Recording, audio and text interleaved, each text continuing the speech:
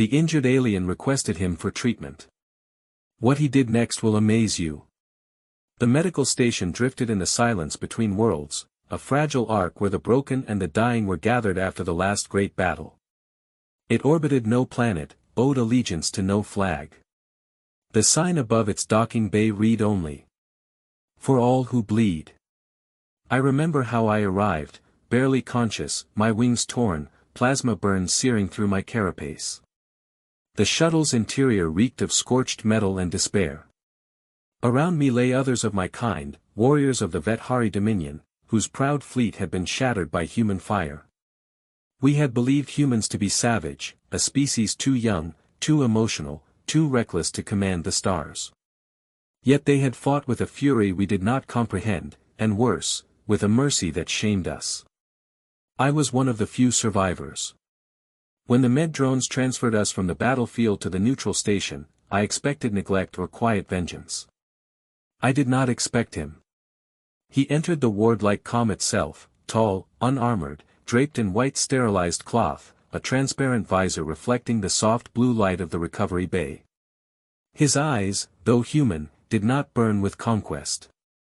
They were quiet, measured, endless. "Lie still," he said. His voice carried the tone of command without cruelty. "Your pulmonary sacs are ruptured. Don't speak." I had no strength to answer, yet I found myself defying him, rasping in my own language. "Why do you help us, human? We slaughtered your kind." He paused only long enough to check the vitals flashing above my bed. "Because," he said softly, "you're still alive." For 3 cycles, I drifted in fevered dreams. When I awoke, I found him there again, always there, changing the nutrient lines, scanning my scorched wings, whispering words my translator could barely grasp.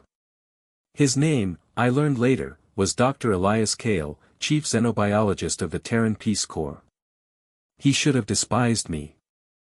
I had ordered the bombardment of a human colony on Irene 4, a war crime in their records. Yet he treated me with the same patient precision as he did his own. Once, when I asked him why, he only smiled faintly. "My oath doesn't end with species," he said. "Pain is pain. Life is life." How strange those words felt to me, almost primitive, yet radiant. Among my people, compassion was weakness. Among his, it seemed to be a strength.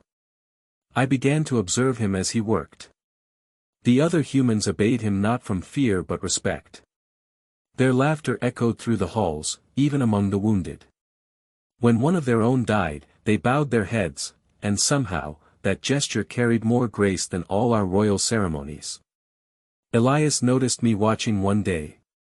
"You analyze me," he said without looking up. "Old habit from a soldier's mind?" "Yes," I admitted. "We were taught to study our enemies." "And what have you learned?" "That you're impossible." He chuckled softly, setting down his instrument. "That's accurate." When the pain lessened, he permitted me to walk the observation deck, under escort, of course.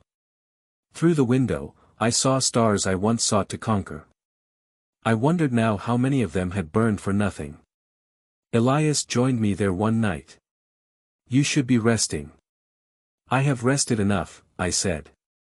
"Tell me, Doctor, why did your kind not destroy us after the victory?" He leaned against the glass, his reflection faint beside mine. "Because we remember what it's like to lose everything. Humanity's history is full of ashes. We learned that mercy is the only thing that makes survival worth it." "Mercy," I murmured. "Among the Vethari, that word means surrender." He turned then, and for the first time, I saw fire behind his calm. "Then maybe that's why you lost." It should have angered me. Instead, it humbled me. Days turned into weeks. My strength returned, yet my heart, that organ of war and pride, changed shape. I began helping him with minor tasks. At first, only curiosity drove me, assisting in calibrating scanners, analyzing cellular decay in hybrid tissues. But soon I found myself drawn to the rhythm of his work, his careful silence, the way he hummed softly under his breath while suturing wounds. Once, as he adjusted a biogel around my shoulder joint, our hands brushed. A human gesture, insignificant perhaps, but my pulse flared, my crest feathers shivering involuntarily. He noticed his expression flickering between apology and understanding. "Does it hurt?" he asked. "No," I whispered. "Not the way you think." He said nothing more, yet his gaze lingered a heartbeat too long. And in that silent exchange, something fragile and forbidden bloomed, not lust, not fantasy, but reverence. The kind that binds healer and wounded, enemy and friend. The war tribunal came soon after. The neutral council demanded that all prisoners of war be repatriated. I was to be sent back to the Dominion for rehabilitation, though both Elias and I knew what that meant: execution for failure. The night before departure, I found him alone in the laboratory, studying an alien organ floating in a crystalline tank. The light bathed him in silver. "Doctor," I said quietly, "you should have let me die." He looked up sharply. "Don't say that. My return will mean death. My people will never forgive capture." "Then defect," he said. "Stay here." "I can." "You can't protect me from them." He exhaled, a sound halfway between anger and sorrow. "I can try." We stood in silence. I could feel the pulse of the station beneath my feet, the low hum of distant engines. The air between us was electric with all the words we could not speak. I raised a trembling hand, touched the sleeve of his uniform, white against my silvered claws. "Among my kind," I said, "we honor those who restore life. We call them soul-bearers." He smiled faintly. "And among mine, we call them doctors. Then know this, Dr. Elias Kale. You have carried mine." The next day, I was escorted to the hangar. He was there, waiting. No uniform this time, only that same white coat, bloodstained from the night shift. When our eyes met, the crowd, the guards, the drones, all disappeared. He pressed something into my hand, a small metallic pendant shaped like a spiral. "Human symbol," he said softly. "It means hope. I have no right to it. You earned it." I wanted to speak, to tell him that his kind had conquered me more completely than any weapon could.